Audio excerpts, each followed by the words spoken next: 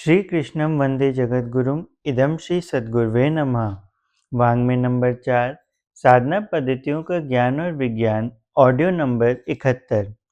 पिछले ऑडियो में गुरुदेव ने हमें समझाया कि काम का अपना एक आनंद होता है और शरीर उसे भोगना चाहता है, परंतु व्यक्ति जब हठपूर्वक इस काम ऊर्जा को रोकता है और उस सुख से देह को वंचित करता है, तो अंदर से एक तीव्र प्रतिरोध उभरता है और यह खतरनाक है।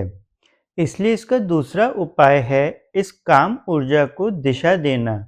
गुरुदेव कहते हैं कि यदि कोई दूसरा बड़ा सुख मिल जाए तो निश्चय ही यह काम ऊर्जा वाला सुख छोटा और गौण हो जाएगा और यह सुख अंतर यात्रा में ही मिल सकता है।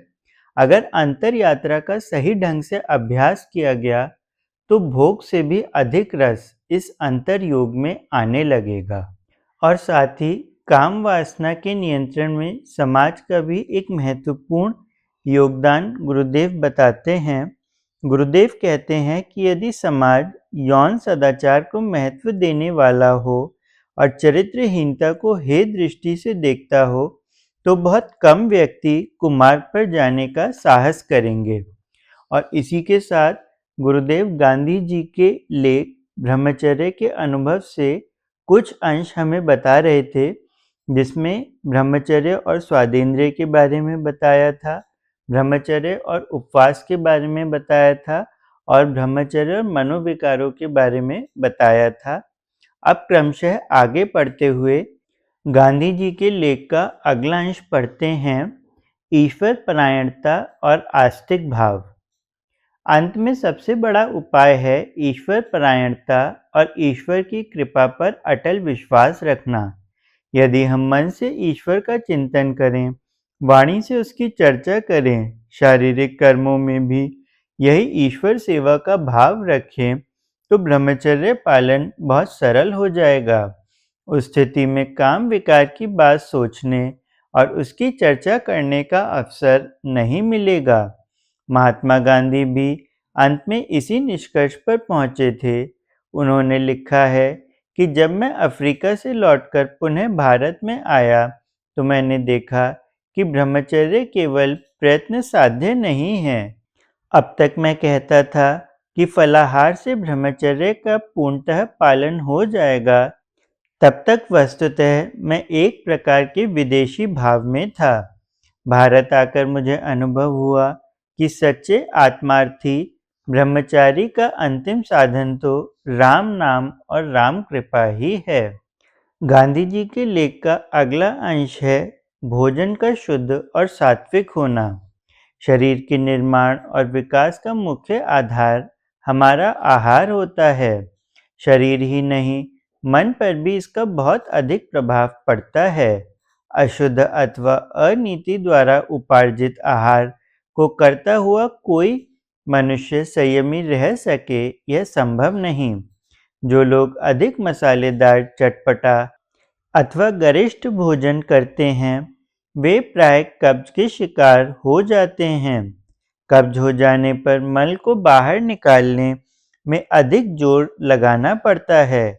लगातार ऐसा करते रहने से इसका कुप्रभाव जनेंद्रिय और वीर्यवाहिनी नसों पर भी पड़ता है और पेशाब के साथ वीर्य निकलना आरंभ हो जाता है। इस प्रकार वीर्यनाश होना स्वास्थ्य के लिए असंदिग्ध रूप से हानिकारक होता है। नशों से बचकर रहिए। सब प्रकार के नशे भी वीर्य रक्षा के महान शत्रु हैं।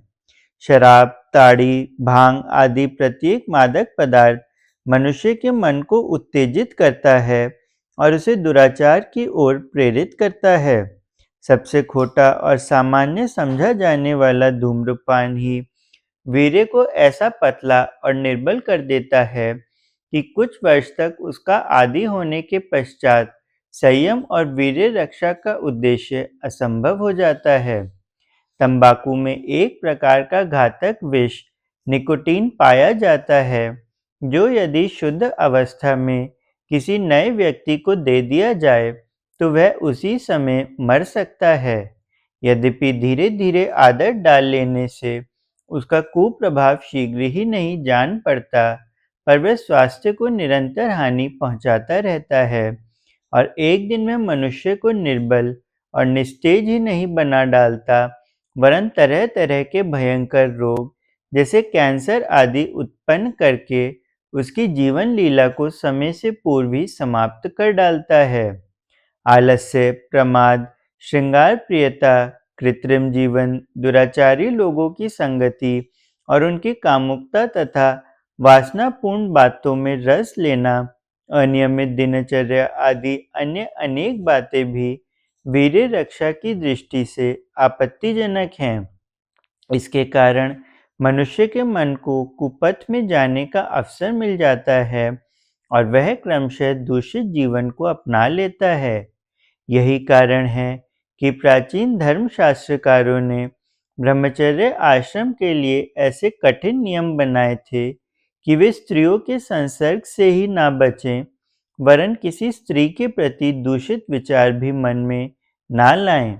इसमें संदेह नहीं कि जो व्यक्ति स्वस्थ, सदाचारी, पवित्र और सुखी जीवन व्यतीत करके इस मानव जन्म को सार्थक करना चाहता है, उसे अपना आचार विचार ऐसा शुद्ध और सात्विक रखना चाहिए कि अनुचित रीति से वीर्यनाश जैसा प्रसंग उसके सम्मुख कभी उपस्थित ही न हो। ऐसा ही व्यक्ति अपना तथा अपने देश और समाज का उत्थान कर सकता है और किसी उच्च लक्ष्य को पूरा करके लोक और परलोक में सद्गति का अधिकारी बन सकता है। संक्षेप में ब्रह्मचर्य रक्षा के सूत्र इस प्रकार हैं। पहला, लड़के लड़कियों का पालन सीधे सीधे और प्राकृतिक रूप से यह पूरा विश्वास रखकर करना चाहिए कि वे पवित्र हैं और पवित्र रह सकते हैं। दूसरा, अचार, चटनियाँ, मिर्च मसाले जैसे गर्म और उत्तेजक आहारों तथा मिठाई और तले भुने हुए चिकने व भारी पदार्थों से सब किसी को परहेज करना चाहिए। तीसरा, पति पत्नी को अलग अलग कमरों में रहना चाहिए और एकांत से बचना चाहिए। चौथा, शरीर और मन दोनों को बराबर अच्छे कामों में लगाए रहना चाहिए। पांचवा, जल्दी सोने और जल्दी उठने के नियम की सख्त पाबंदी होनी चाहिए। छठा, बुरे साहित्य से बचना चाहिए। बुरे विचारों की दवा भले विचार हैं। विकारों को उत्तेजना देने वाले थिएटर, सिनेमा, नाटक, तमाशों से बचना चाहिए। स्वप्न दोष से घबराने की जरूरत नहीं है। साधारण बलवान आदमी के लिए हर बार ठंडे पानी से स्नान कर लेना ही इसका सबसे अच्छा इलाज है। यह कहना गलती है कि स्वप्न दोष से बचने के लिए कभी-कभी संभोग कर लेना चाहिए। 9वां सूत्र है, सबसे बड़ी बात तो यह है कि पति पत्नी तक के बीच में ब्रह्मचर्य को कोई असंभव या कठिन ना मान ले। इसके विपरीत ब्रह्मचर्य को जीवन का स्वाभाविक और साधारण अभ्यास समझना होगा। 10वां सूत्र, प्रतिदिन सच्चे दिल से पवित्रता के लिए प्रार्थना करने से आदमी दिनों दिन पवित्र होता है। गांधी जी के लेख का अगला अंश, इंद्रिय संयम की महिमा। जो नवयुवक विदेश काम शास्त्र की पुस्तकें पढ़कर या अनुभवहीन लोगों की दलीलें सुनकर स्वयं भी ब्रह्मचर्य को निरर्थक कहने लगते हैं, वे अपने चारों तरफ निगाह दौड़ाकर अपने साथियों की दशा देखें।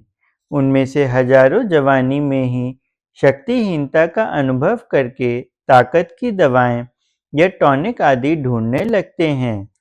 हजारों प्रमेह के शिकार होकर पीले शरीर और निस्तेज चेहरे के लिए फिरते हैं और हजारों ऐसे भी हैं जो सुजाक और गर्मी जैसे भयंकर रोगों के शिकार बनकर अपने जीवन को बर्बाद कर लेते हैं। यह हो सकता है कि इंग्लैंड, फ्रांस, जर्मनी जैसे देशों के लोग ठंडी आब हवा के कारण तथा मांस, मदिरा आदि उत्तेजक आहार की अधिकता से अधिक संभोग के दुष्परिणामों को इतना शीघ्र अनुभव ना करते हों, पर भारत जैसे गर्म आब हवा वाले तथा शाकाहारी देश के निवासी यदि उनकी नकल करेंगे तो उन्हें अपनी गलती का प्रतिफल तुरंत ही सहन करना होगा। भारत के प्राचीन मनीषियों ने इस तथ्य को उसी समय भली प्रकार समझ लिया था और इसलिए बालकों के लिए छोटी आयु से ही किसी सद्गुरु के निकट रहकर युवावस्था तक ब्रह्मचर्य पालन का विधान बनाया था। उसी युग में वेदों ने स्पष्ट रूप से घोषित कर दिया था कि ब्रह्मचर्य के प्रताप से मनुष्य स्वास्थ्य और शक्ति ही प्राप्त नहीं करता, वरन वह मृत्यु को भी जीत सकता है। इसका यह आशय नहीं कि वह कभी मरेगा ही नहीं, पर वह अकाल मृत्यु को हटाकर दीर्घ जीवन प्राप्त कर सकता है और शक्ति, साहस, वीरता का ऐसा उदाहरण उपस्थित कर सकता है, जिसे देखकर संसार चकित रह जाए। हनुमान, लक्ष्मण, भीष्म, शंकराचार्य आदि महापुरुष इसके उदाहरण हो चुके हैं। हम भी यदि शास्त्रीय विधान के अनुसार आचरण रखते हुए सच्चे अर्थों में ब्रह्मचर्य का पालन करें, तो वर्तमान की अपेक्षा बहुत अधिक महत्व के कार्यों का संपादन और संचालन करके दिखा सकते हैं। वर्तमान समय में भी ब्रह्मचर्य की महत्ता के कुछ उदाहरण मिलते रहते हैं। इस युग के सर्वश्रेष्ठ मनुष्य माने जाने वाले और महामानव की पदवी के सच्चे अधिकारी महात्मा गांधी ने 37 वर्ष की आयु में पूर्ण ब्रह्मचर्य का व्रत ग्रहण कर लिया था और 40 वर्ष से अधिक समय तक उसका दृढ़तापूर्वक पालन किया। इस ब्रह्मचर्य से प्राप्त शक्ति का ही प्रताप था कि वे संसार में शक्तिशाली माने जाने वाले तथा सर्वसाधन संपन्न अंग्रेजी साम्राज्य के आत्मबल से मुकाबला करके भारत को स्वतंत्र करा सके। इस ब्रह्मचर्य व्रत को उन्होंने किस प्रकार ग्रहण किया और कैसे प्रयत्नपूर्वक निभाया, इस संबंध में वे स्वयं लिखते हैं कि खूब चर्चा और दृढ़ विचार करने के बाद 1906 अर्थात 37 वर्ष की आयु में मैंने ब्रह्मचर्य व्रत धारण किया। व्रत लेते हुए मुझे बड़ा कठिन मालूम हुआ। मेरी शक्ति कम थी, विकारों को कैसे दबा सकूंगा। पत्नी के साथ रहते हुए विकारों से अलिप्त रहना भी अजीब बात मालूम होती थी। फिर भी मैं देख रहा था कि यह मेरा स्पष्ट कर्तव्य है। मेरी नीयत साफ थी, यह सोचकर कि ईश्वर शक्ति और सहायता देगा, मैं कूद पड़ा। अब 20 वर्ष बाद उस व्रत को स्मरण करते हुए मुझे सानंद आश्चर्य होता है। संयम करने का भाव तो सन 1901 से ही प्रबल था और उसका पालन भी कर रहा था, परंतु जो स्वतंत्रता और आनंद मैं अब पाने लगा, वह मुझे याद नहीं कि पहले मिला हो। ब्रह्मचर्य के 16 आने पालन का अर्थ है ब्रह्मादर्शन। यह ज्ञान मुझे शास्त्रों के द्वारा ना हुआ था। यह अर्थ मेरे सामने धीरे धीरे अनुभव सिद्ध होता था। इसके लिए मन, वचन, काया से समस्त इंद्रियों का संयम रखना अनिवार्य है। इस ब्रह्मचर्य में त्याग की बड़ी आवश्यकता है। प्रयत्नशील ब्रह्मचारी नित्य अपनी त्रुटियों का दर्शन करेगा तो अपने हृदय के कोने कोने में छिपे विकारों को पहचान लेगा और उन्हें निकाल बाहर करने का प्रयत्न करेगा। लेख का अगला अंश है हिंदू धर्म की अनुपम निधि। संत विनोबा का जीवन भी इस दृष्टि से आदर्श है।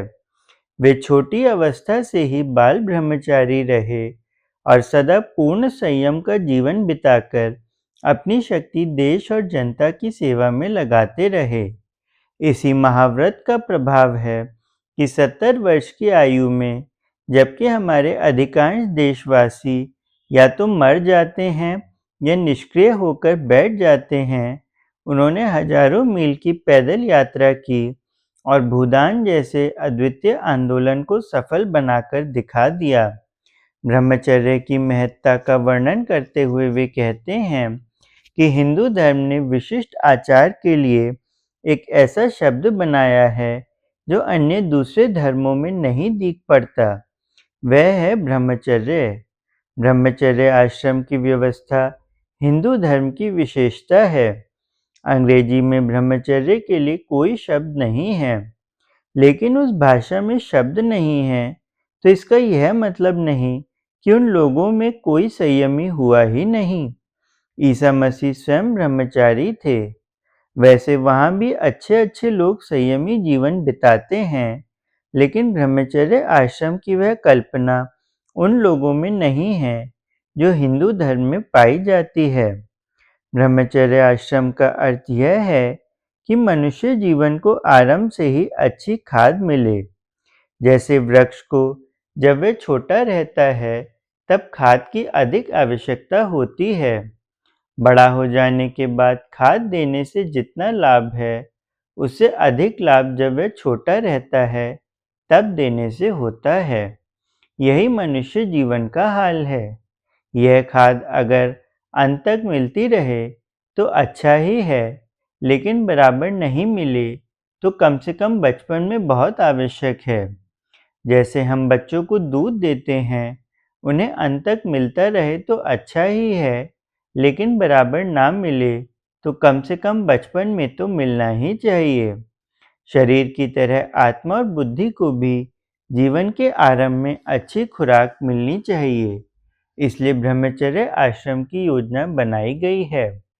विषय वासना मत रखो, यह ब्रह्मचर्य का नेगेटिव या अभावात्मक रूप है।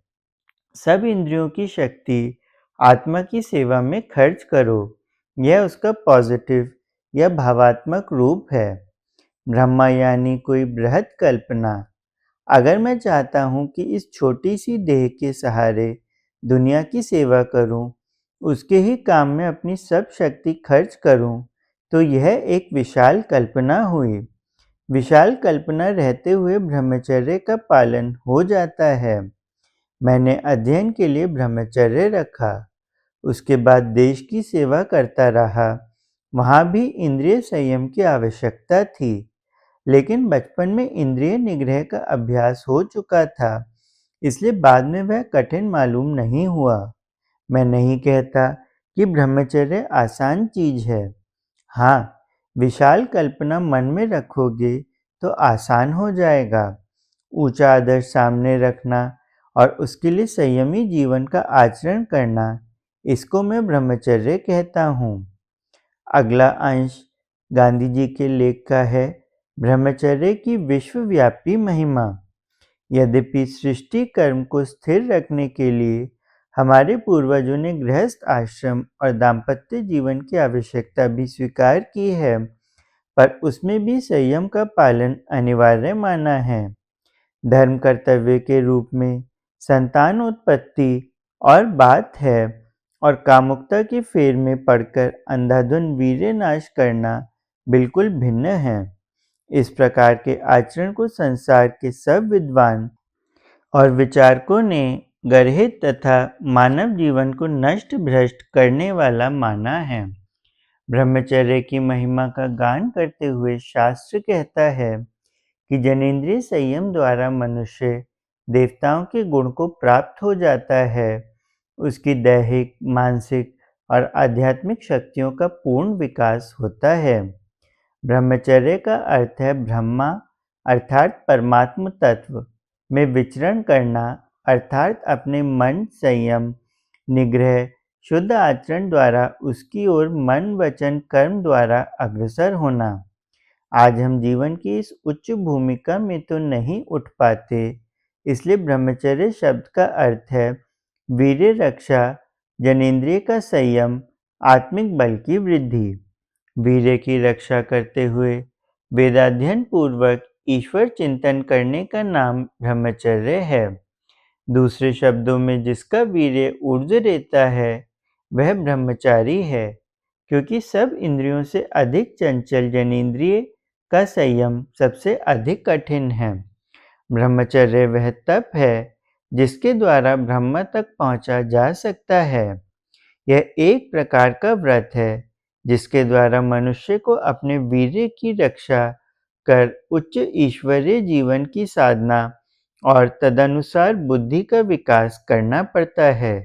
शुद्ध आचरण द्वारा वीर्य की मन, वचन, कर्म द्वारा रक्षा करते हुए शास्त्रों में वर्णित सात्विक जीवन व्यतीत करना ब्रह्मचर्य है। भगवान शंकर कहते हैं कि ब्रह्मचर्य अर्थात वीर्य धारण करना, उसकी रक्षा करना ही उत्कृष्ट तप है। इससे बढ़कर तपश्चर्या तीनों लोकों में दूसरी कोई हो ही नहीं सकती।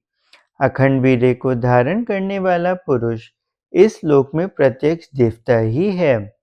ब्रह्मचर्य से बुद्धि प्रखर होती है, इंद्रियां अंतर्मुखी हो जाती हैं, स्मरण शक्ति तीव्र होती है, मनन शक्ति बढ़ जाती है, चित्त में एकाग्रता आती है, आत्मिक बल बढ़ता है, आत्मनिर्भरता, साहस, निर्भीकता आदि देव दुर्लभ गुण स्वतः प्रसूत हो जाते हैं। विद्यार्थी जीवन में ब्रह्मचर्य पालन से शरीर, मन और आत्मा दृढ़ होती है। ऋषियों के अनुसार सांसारिक और परमार्थिक उन्नति का मूल ब्रह्मचर्य ही है। ब्रह्मचर्य पालन से सुख, आरोग्य और तेज बढ़ता है, बल और वीर्य में वृद्धि होती है, स्वास्थ्य और दीर्घायु मिलता है। हमारा सुख, तेज, विद्या, बल, सामर्थ्य सब ब्रह्मचर्य पर ही आश्रित है।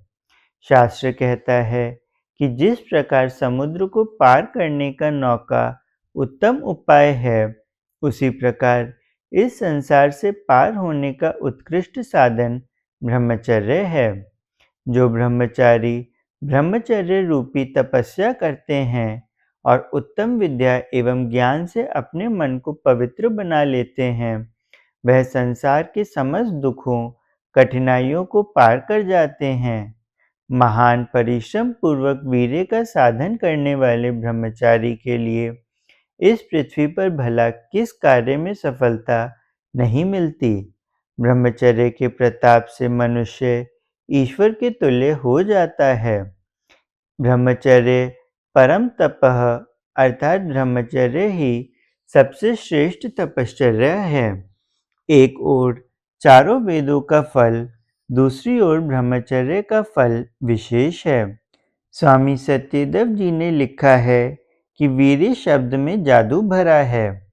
इसके उच्चारण करने से श्रेष्ठ और सात्विक भावों का संचार होने लगता है। ईश्वर वीर्यवान है।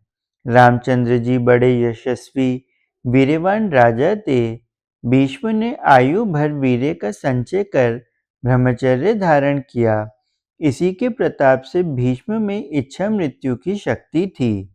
वीर्य रक्षा ही संजीवनी है। शिवजी और शुक्राचार्य के ज्वलंत उदाहरण हमें उपलब्ध हैं। श्री हनुमान जैसे ब्रह्मचारी का बल, स्फूर्ति और पुरुषार्थ आज भी विस्मय का प्रश्न बना है। संसार में वीर्यवती जाति ही अपना साम्राज्य स्थापित कर सकी है।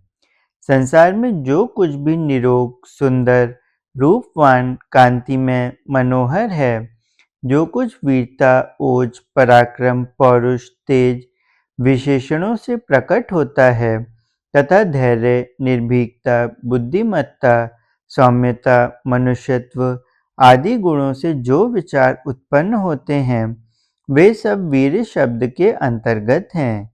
जैसे सूर्य संसार को प्रकाश देता है, वैसे ही वीर्य मनुष्य, पशु, पक्षी और वृक्षों में अपना प्रभाव दिखाता है। जिस प्रकार सूर्य रश्मियों से रंग बिरंगे फूल विकसित होकर प्रकृति का सौंदर्य बढ़ाते हैं, इसी प्रकार वह वीर्य भी अपने भिन्न भिन्न स्वरूपों में अपनी प्रभा की छटा दिखाता है। सभी को प्रणाम। 21वीं सदी उज्जवल भविष्य। भारत माता की जय। वंदे मातरम।